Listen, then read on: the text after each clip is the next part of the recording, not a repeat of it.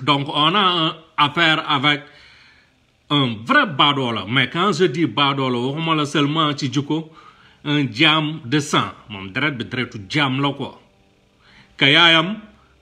biñ koy tak dafa ëmb.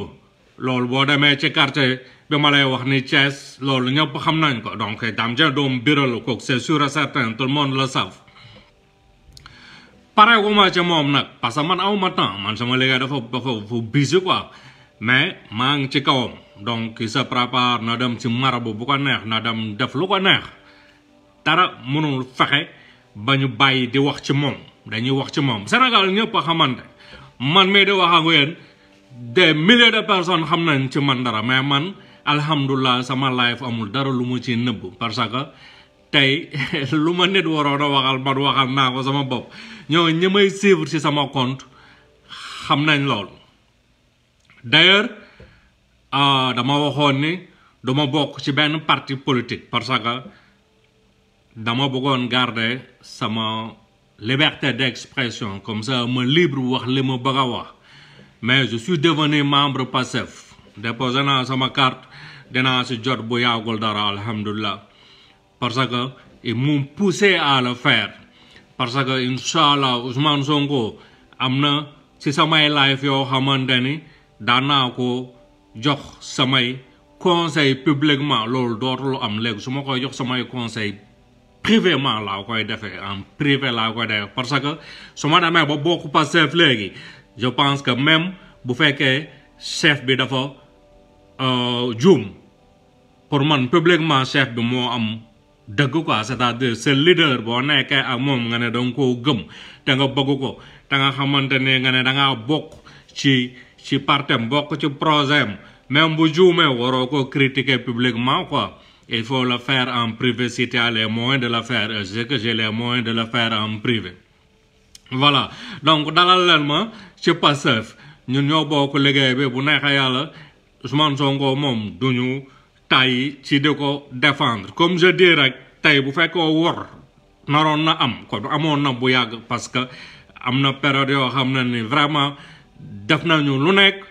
pour ma noppi quoi ils m'ont proposé lu ne comprendre nga mais j'ai toujours décliné parce que man dama am lu ma gëm man nitu valeur la dama am ay valeur comprendre nga te ba àdduna du tukki loolu dara du ko dine man alhamdulilah maa ngi sant aw ma nag comprendre nga mais je sais que maa ngi sant fanaanu ma ci mbedd mi maa ngi fanaan ci kër boo xam maa ko moom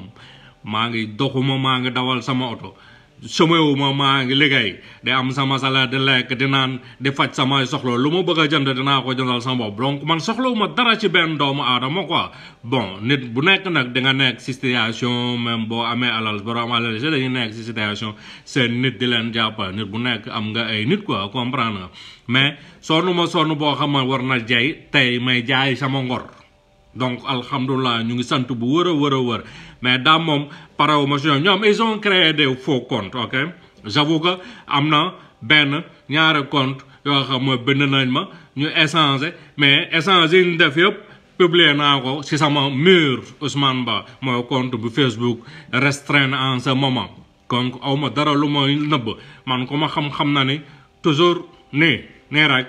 ci digg bi laay jaar lu rafet ak lu rafetul yëpp dañuy jaar ci digg bi quoi comprendre parce que aussi mën naa sa juum wala def erreur wala ñu ànd ma en erreur loolu ak liggéey bi ñoo ànd mais kuy wax depuis plus de 5 ans te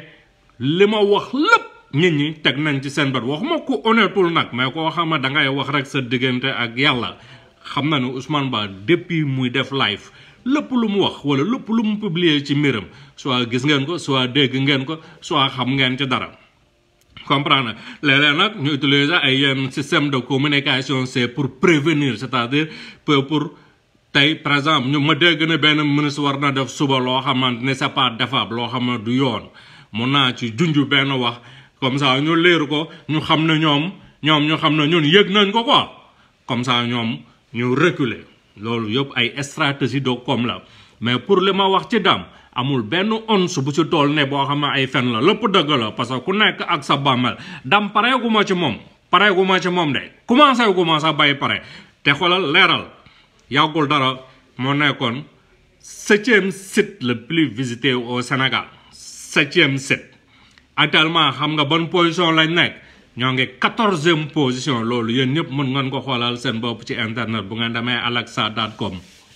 maintenant may leen ko fi ak 3 ba 6 mois ngeen xool ban position lay nekk li ma wax ci leeral bu fekkee amul yàlla bu ma fanaan tey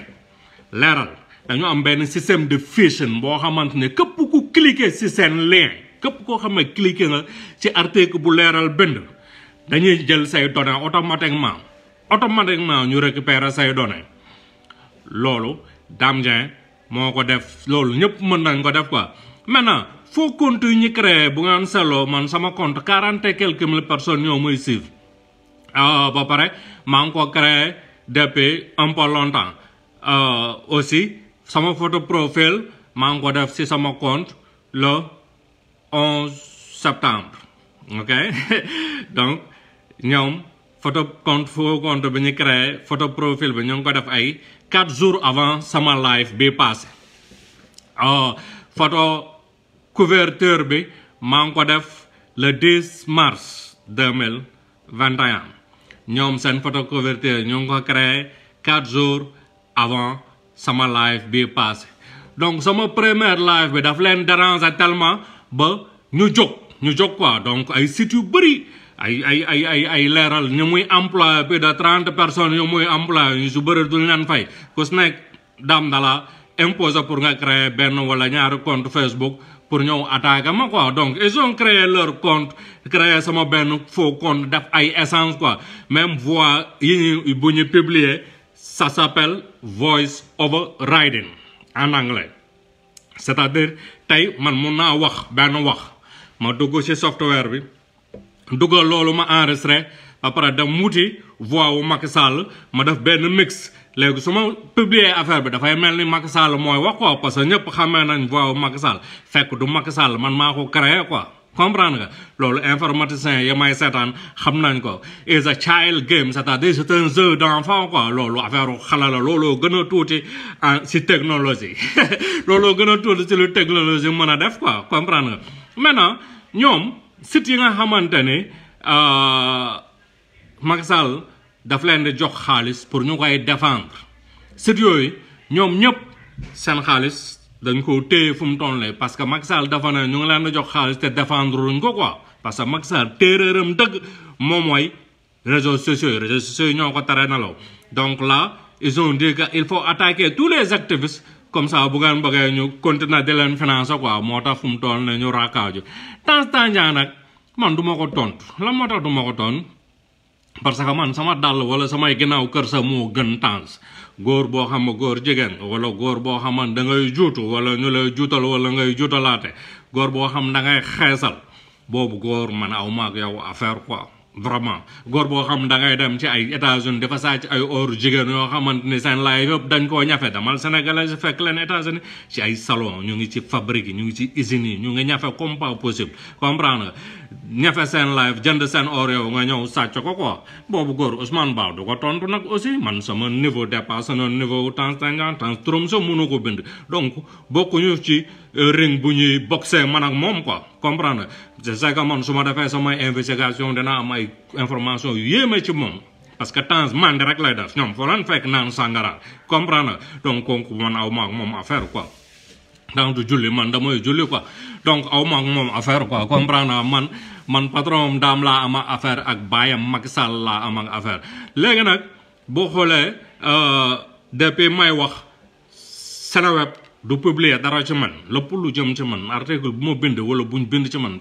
Seneweb du ko publier mais bu fekkee lu bon la dañuy yàqamte jël ko publier ko quoi man ak Seneweb nag ak ñi ko moom dañoo am benn histoire bu yàgg dañoo am problème quoi surtout Daouda Mbaye c'est vrai que Ousmane William Mbaye son petit frère sama xarit la woon tout ça yàlla na ko yàlla yërëm mais moom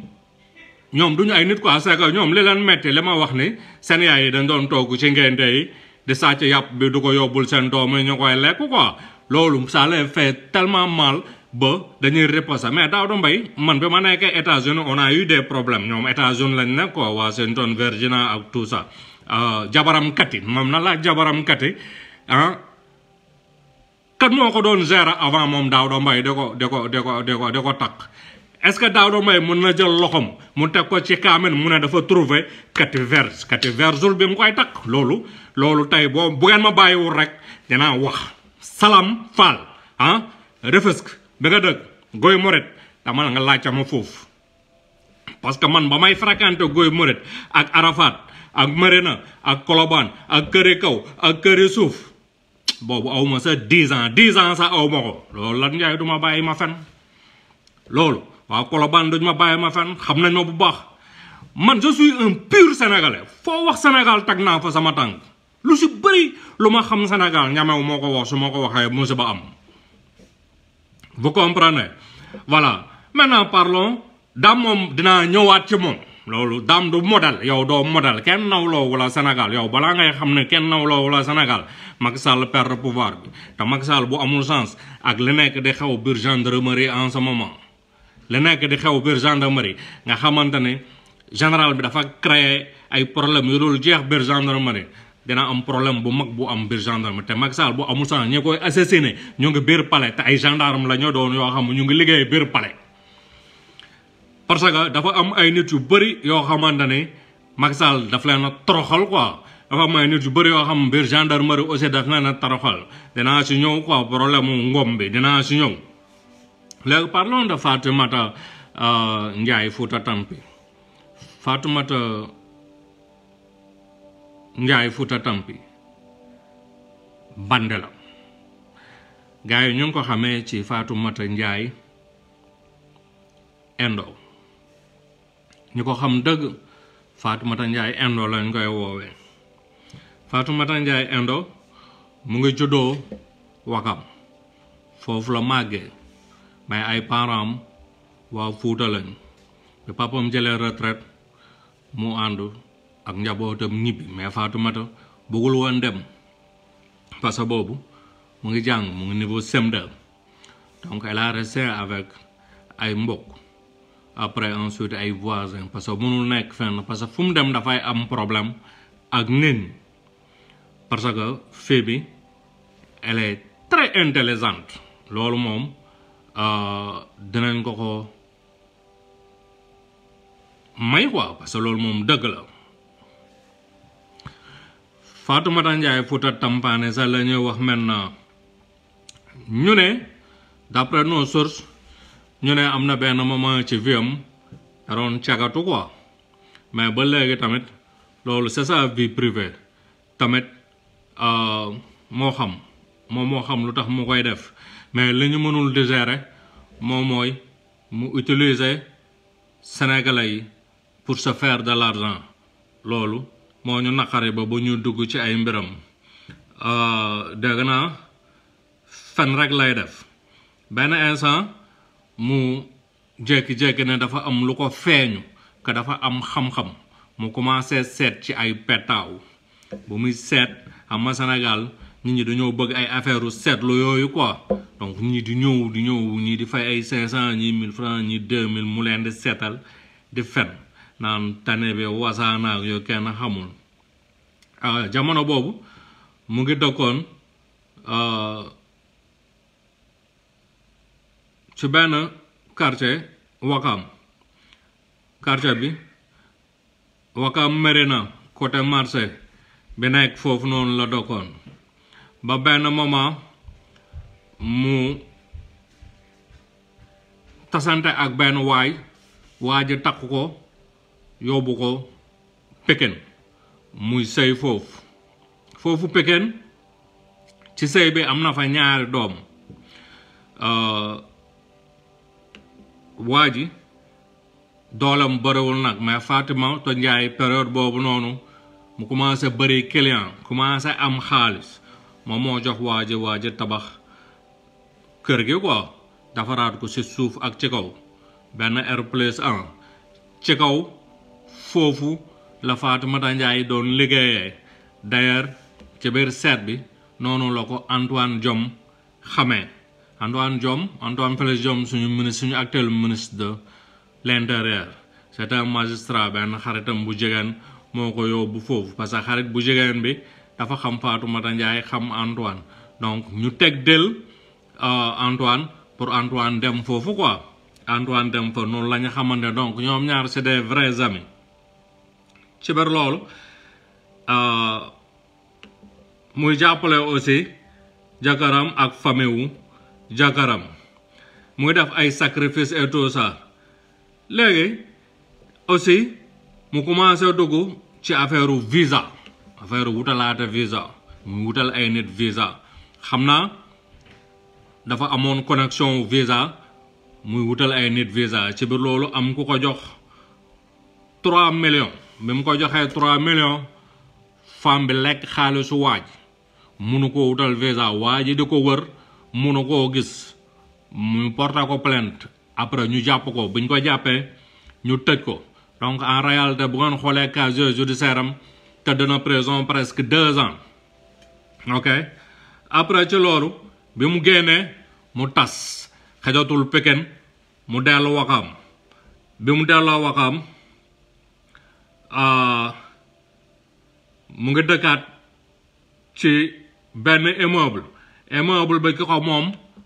Amar la sant ok mu jël fa benn appartement bu am 300 mu dëkk fa ak ay doomam ok mais dafa yoral waa ji ay arrière yu bari d'ailleurs arrière yooyu noonu plainte bi ko waa ji def publier naa ko sama maire Ousmane Ba bu ngeen xoolee ay presque ay 2 semaines ci ginnaaw publier naa plainte bi ak procès verbal bi ak tout ça bi gendarme bi def et tout ça ak photocopie carte d'identité ak lépp histoire mi nu mu amee voilà donc nous on avait affaire avec benn fille boo xamante ne lim doon def xam na ko comprendre nga mais li ma ci mettre rek mooy gaa yi ko xam ñu ko xam depuis longtemps lan moo tax waxuñu ñu bàyyi ba femme bi liggéey suñu kaw kër ñaari oto ay millions ak ay téléphone ak yeneeni bagage ñuy doog a génn wax bu ngeen ñu teeloon wax kon lii yëpp du am comprendre nga léegi bi ko waa ji génnee mu jël ay bagage am dénk ko ay dëkkandoom quoi ci la commencé nag dégg Baye Niass di wax affaire Fouta Tampi mu intégré wu mouvement boobu mais Pastef la intégré woon Pastef bu Wakam mais Pastef bu Wakam mosu fa am carte quoi te gars yi dañoo xawoon méfiant ci moom parce que xam nañ ko quoi ñoom ñu dëkk ak moom Wakam femme bi boo xoolee ni muy waxee nu muy xullee bët yi nu muy def loxo yi ak nu muy def gémmiñ bi ak nu muy dëgëree fit noonu nga xam ne bande la du reculer devant rien amul lu muy tiit amul lu muy ragal elle est comme ça noonu la mel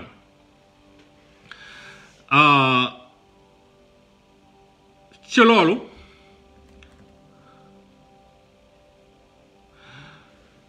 jour manifestation bu mag bi amoon Fouta bi Macky demee Fouta affaire Fouta Tampi bi jour boobu kër fi mu toog café lu mu jëndee café amu ko donc pour wax leen rek yàggul dara quoi femme bi tamit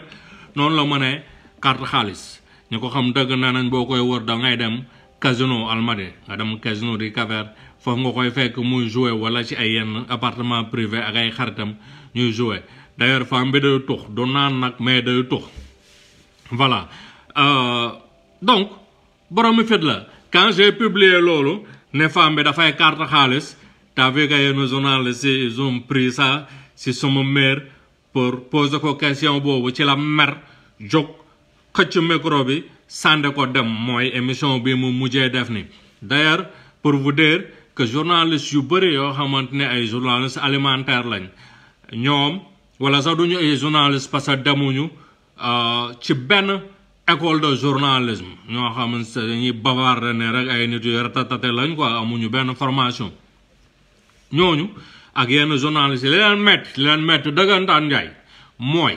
ñun activistes yi wala ñun ñi nga xamante ñu ngi jéem a conscientiser yenn sénégalais yi dañoo nangu seen liggéey te loolu ça les fait mal donc seen liggéey doxatul quoi donc c'est normal qu'ils nous attaquent et tout ça attaques yi man bañu ma ko def parce que chaque jour ma attaqué fi ay nit mais mosuma attaqué koo xamante ni bokkul ci gouvernement bi man waa gouvernement bi laa amal problème man ñoo ma intéressé fii ak respecté wuñ sénégalais yi duma arrêté man dara du tax ma reculer engagement be ne dama ko wat ci alquran ne dara du tax ma reculer man sama yaay mo jor so mënuma reculer lo ci combat be ne waxuma la ak doomu adama donc du daam jeen wala ma demba wala ma samba moy tax ma reculer le combat day continuer force te force Sonko dañ koy baye man ma lan ko wax